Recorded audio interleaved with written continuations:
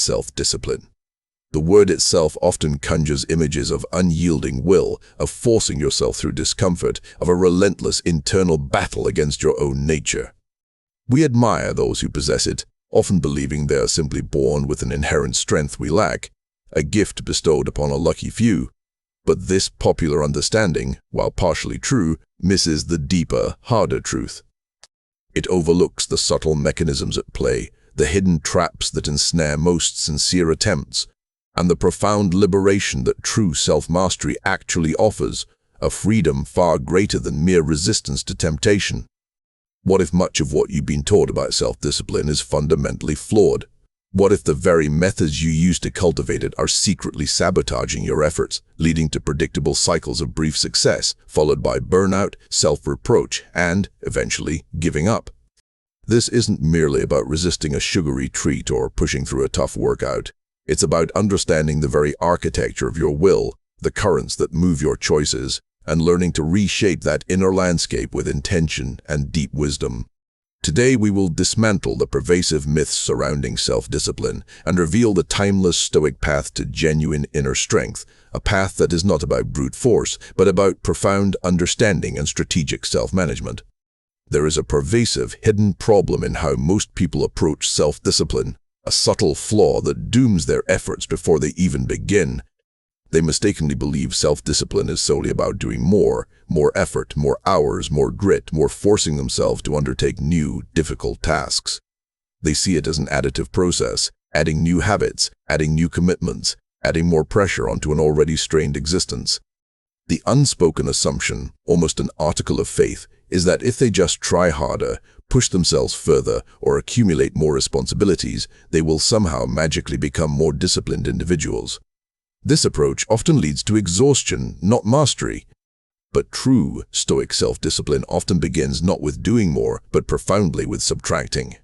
The hidden problem is the widespread failure to meticulously identify and ruthlessly eliminate the silent drains on your finite mental and emotional energy. The subtle indulgences and unconscious permissions you grant yourself that insidiously erode your willpower and focus. Think of it. Every wasted minute scrolling through endless feeds, every unnecessary snack consumed out of boredom or habit, every fleeting distraction you chase down a digital rabbit hole, each is a small, seemingly insignificant act of indiscipline, a tiny crack in the dam of your concentrated attention. These aren't just minor lapses, they are, in essence, practice sessions for giving in. They establish a precedent, creating a neural pathway of least resistance for future capitulation. Seneca eloquently reminded us that we suffer more often in imagination than in reality. Much of our self-inflicted suffering and lack of discipline stems from allowing these minor, often unconscious indulgences to chip away at our resolve. Marcus Aurelius, in his Meditations, constantly urged self-examination, to strip away the superfluous, to discern what truly matters and what is merely a distraction from our primary duties. He knew intimately that much of our precious energy, both physical and psychological, is squandered on things that do not serve our highest good, our true purpose, or our virtue. The hardest truth here is that self-discipline isn't primarily about becoming a machine of endless, tireless production. It's fundamentally about becoming a master of elimination, a strategist of your own mental resources. It's about clearing the decks of unnecessary clutter, making conscious, deliberate choices about where your finite mental resources and willpower will truly be spent. Until you systematically address what you are allowing to deplete and distract you, no amount of forced effort, no surge of temporary motivation will sustain you. You cannot effectively fill a bucket that is full of holes, constantly leaking. The Stoic path emphasizes that true strength comes from simplifying your internal world, protecting your inner citadel from all unnecessary incursions. Most people spend their lives reacting. Few learn the power of remaining calm, silent, and in control. If something in today's message resonated deeply with you, it's because a stronger version of yourself is trying to emerge, seeking to reclaim its inherent power. Thousands have already discovered the transformative principles inside the silent power, and many say they wish they had learned them years earlier. Plus 5 exclusive bonuses. The silent power reveals timeless Stoic lessons for mastering emotions, building unshakable confidence, commanding respect without speaking, and developing the mental strength that cannot be broken by criticism, rejection, or adversity. The question is simple: will you continue reacting to life, or start mastering it? Get instant access through the first pinned comment and begin your journey toward true self-mastery today. Building on that understanding of the hidden problem, a common and deeply ingrained mistake that keeps people perpetually stuck in the cycle of wanting discipline but failing to achieve it is focusing exclusively on external outcomes rather than internal control. We meticulously set ambitious goals like, I will lose 20 pounds by summer, or I will finish this complex project by Friday, or I will earn X amount of money this quarter. While these aspirations are often noble and well-intentioned, they are largely external results, influenced by countless variables and factors that exist entirely beyond our direct and absolute command. When we tie our sense of discipline, our self-worth, and our identity solely to these external outcomes, we become profoundly vulnerable. If the market shifts unexpectedly, if our body resists weight loss despite our best efforts, if unforeseen obstacles and bureaucratic delays arise in our project, or if circumstances conspire against our financial goals, we inevitably feel like a crushing failure. Our discipline, which we thought was robust and unwavering, crumbles under the weight of external forces. We mistakenly equate a lack of external success with a fundamental lack of discipline, even when our internal efforts were commendable, consistent, and virtuous. This is a profound misunderstanding of where true, resilient control truly lies. The Stoics, particularly Epictetus, taught us to meticulously divide the world into two distinct categories: things entirely within our control and things entirely outside our control. Our opinions, our impulses, our desires, our aversions, our moral choices, these are absolutely and unequivocally up to us. Our body, our property, our reputation, our health, the actions of others, the weather, these are emphatically not. The common mistake, and a significant source of human suffering, is trying to exert discipline and control over the uncontrollable.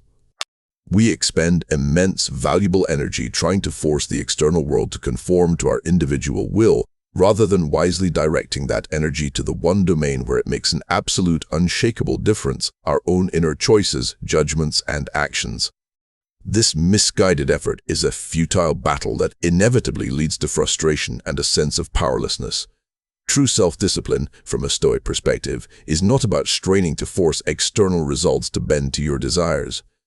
It is instead about rigorously controlling your internal responses, your perceptions, your judgments, and your choices, regardless of the external conditions you face. It means exercising unwavering discipline over your fleeting impressions and thoughts, aligning your efforts only with what is truly within your power, and cultivating a profound indifference, not apathy, but a rational detachment to everything else. When you fundamentally shift your focus from, I must achieve X, or I am a failure, to, I must act with excellence, integrity, and virtue in every moment, regardless of X's ultimate outcome, you unlock a stable, resilient, and unshakable form of self-discipline that cannot be shattered by external circumstance, bad luck, or the unpredictable whims of fate. This profound shift in perspective changes everything about how you experience and master your life. Now, with a clearer understanding of where to precisely focus our discipline, let's turn to a powerful yet rarely practiced Stoic habit that builds immense mental fortitude: premeditatio malorum, or the premeditation of evils. In an era dominated by relentless positive thinking, envisioning success, and focusing exclusively on desired outcomes, this Stoic practice often appears counterintuitive, even morbid. While there's certainly a place for optimism, the Stoics understood profoundly that true mental fortitude and resilience come from systematically preparing for adversity, not just wishing it away or ignoring its potential. This habit involves consciously and deliberately reflecting on potential setbacks, failures, losses, and misfortunes that could realistically occur in your life. What if your most important project fails spectacularly? What if you suddenly lose your job or your financial security? What if you face unfair public criticism, ridicule, or outright slander? What if those you love most deeply are suddenly taken from you by illness or accident? This isn't about wallowing in pessimism, inviting misfortune, or indulging in morbid fantasies. It's a deliberate, strategic, psychological inoculation, a form of mental rehearsal against the inevitable blows of fortune. The purpose of premeditatio malorum is threefold, each aspect contributing to a more robust and disciplined mind. First, it significantly diminishes the shock value of misfortune. When you have already mentally rehearsed a negative scenario, walking through its potential implications in advance, its actual occurrence strikes you with considerably less force. You have already prepared your mind for the possibility, allowing for a more measured, rational, and virtuous response, rather than a panic-driven emotional breakdown. As Seneca put it, he robs present ills of their power who has perceived their coming in advance. Second, it powerfully highlights the inherent resilience and internal resources you already possess. By contemplating these evils in a calm, rational manner, you often realize that you have the internal strength and virtue to face them, or that they are not as existentially catastrophic as your initial, unexamined fear suggests. You recognize your capacity to endure and adapt. Third, and perhaps most profoundly, it cultivates a deep and abiding gratitude for the present moment and for what you currently possess. When you consider the vivid possibility of losing something you currently take for granted, your health, your loved ones, your comforts, your peace, you develop an immediate and profound appreciation for their presence in your life right now. Seneca advised his friend Lucilius, "Rehearse evils. Exile, torture, war, shipwreck, all the terms of our human lot should be before our eyes." This discipline makes you psychologically robust, like a well-trained athlete. It helps you distinguish with clarity between true misfortunes, those things that genuinely harm your character, and mere inconveniences or preferences, adiaphora. By mentally confronting the very worst that life can throw at you, you build an inner fortress of calm and preparedness that allows you to act with discipline, wisdom, and composure when the unpredictable winds of fate inevitably turn against you, rather than being swept away by unthinking fear or despair. It's an uncomfortable habit, yes, but one that fortifies your spirit unlike any other, transforming abstract Stoic principles into concrete, actionable mental strength. The profound power of premeditatio malorum reveals a fundamental psychological mechanism that underpins all effective self-discipline, the impulse-response gap. In the ceaseless rush and demands of daily life, most people operate on a largely unconscious autopilot, reacting almost instantaneously and robotically to internal and external stimuli. An urge for immediate comfort arises, they immediately seek it. An insult is delivered, they retaliate with thoughtless anger. A notification or distraction appears on their screen, they follow it without a second thought. There is virtually no space, no conscious pause between the initial impulse and the subsequent action. This makes them, in effect, slaves to their immediate desires, their unexamined emotions, and the relentless pressures of their external environment. Self-discipline is fundamentally about consciously creating and intelligently utilizing this critical gap. It's the deliberate ability to interpose a moment of rational deliberation, a conscious pause, between a stimulus, whether it's an internal urge, a strong emotion, or an external event, and your subsequent response. As Viktor Frankl famously stated, a sentiment deeply resonant with Stoic thought, between stimulus and response there is a space. In that space is our power to choose our response. In our response lies our growth and our freedom. This space is not an empty void, it is the arena of your will. The Stoics knew this implicitly, having extensively explored the mechanics of human volition. Epictetus often spoke of prohairesis, our faculty of moral choice, the single domain where we possess absolute and inviolable freedom. When an impression, a thought, an urge, a perception, a feeling arises in our mind, we have the sovereign power to either assent to it, embrace it, believe it, and act upon it, or to withhold our assent, to critically examine it, to question its validity and utility, and then consciously choose a different path. This moment of withholding, of examining, of rational evaluation is the very crucible of self-discipline. It's precisely where you apply reason, your highest faculty, to your raw, unthinking impulses and reactions. It is here that you assert your authorship over your internal world. This mechanism isn't about suppressing your emotions or desires entirely, which is often a futile and even harmful endeavor. Rather, it's about preventing them from dictating your actions without question, without your conscious approval. It's about recognizing an impulse, acknowledging its presence without judgment, but then deliberately choosing whether or not to act on it based on your higher values, your long-term goals, and your rational assessment of what is truly good and beneficial. The more consistently you practice creating and utilizing this impulse-response gap, the stronger and more flexible your self-discipline becomes, and the more genuine freedom you gain from the tyranny of immediate gratification and fleeting emotional states. It fundamentally transforms you from a reactive creature, tossed about by every internal and external current, into a deliberate, self-aware agent of your own life and destiny. Most people spend their lives reacting. Few learn the power of remaining calm, silent, and in control. If something in today's message resonated deeply with you, it's because a stronger version of yourself is trying to emerge, urging you towards a path of greater mastery. Thousands have already discovered the principles inside the silent power, and many say they wish they had learned them years earlier, plus 5 exclusive bonuses. The silent power reveals timeless Stoic lessons for mastering emotions, building unshakable confidence, commanding respect without speaking, and developing the mental strength that cannot be broken by criticism, rejection, or adversity. The question is simple: will you continue reacting to life, or start mastering it? Get instant access through the first pinned comment and begin your journey toward true self-mastery today.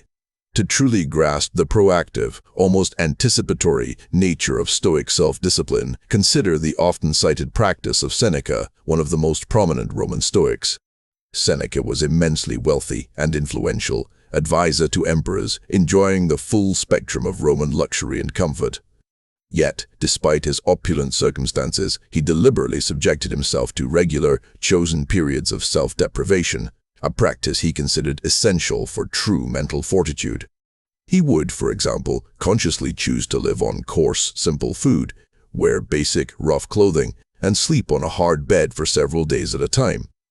He would deliberately forego the manifold comforts and conveniences of his vast estate and live for a chosen duration, as if he were poor or in exile, sometimes even inviting others to join him in these dry runs of hardship. This wasn't an act of masochism, penance, or self-flagellation in the religious sense. It was a conscious, disciplined exercise designed to test his own resilience, to broaden his tolerance for discomfort, and, crucially, to prove to himself that he could not only endure discomfort, but could thrive without the extensive trappings of wealth and luxury that typically define success in society. Seneca's rationale for this practice was profound and deeply psychological. Set aside a certain number of days, during which you shall be content with the scantiest and cheapest fare, with coarse and rough dress, saying to yourself the while, "Is this the condition that I feared?" He realized that many of our deepest fears about poverty, loss, or hardship are based on imagined suffering, on exaggerated anxieties about hypothetical future states, rather than on actual, lived experience. By deliberately exposing himself to these chosen temporary conditions, he inoculated himself against their psychological sting, stripping them of their power. He showed himself, repeatedly, that he could manage, that his inner peace and composure were not ultimately dependent on his external circumstances or the availability of luxury. This practice cemented his inner freedom. This historical example powerfully highlights that self-discipline isn't just about resisting temptations or pushing through when things get hard, reactively. It's about proactively and strategically training yourself, particularly in times of ease and prosperity, for the inevitable challenges, losses, and adversities of life. It's about consciously building a robust internal constitution through voluntary practice, so that when true hardship or misfortune strikes, you are not caught unprepared, psychologically fragile, or dependent on external comforts that can be suddenly snatched away.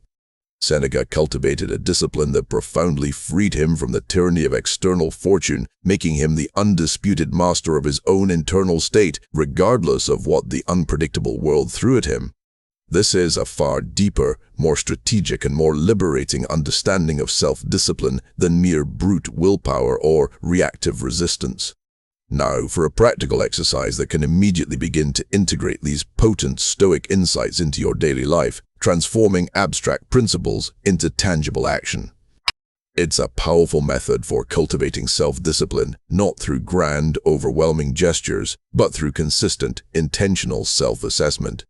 This is the ancient Stoic practice of the daily review, diligently employed by figures like Marcus Aurelius himself, who often reflected on his day in his private journals. Before you go to sleep each night, dedicate a few quiet minutes to consciously reflect on your day. Don't just passively replay events. Critically examine your responses to them, your judgments, and your actions. Ask yourself searching questions like, what did I do today that was truly aligned with my deepest values and principles? Where did I allow a fleeting impulse, a strong emotion, or an external distraction to control me instead of my reasoned judgment? What specific choices did I make today that I now regret? And more importantly, why? Did I make them?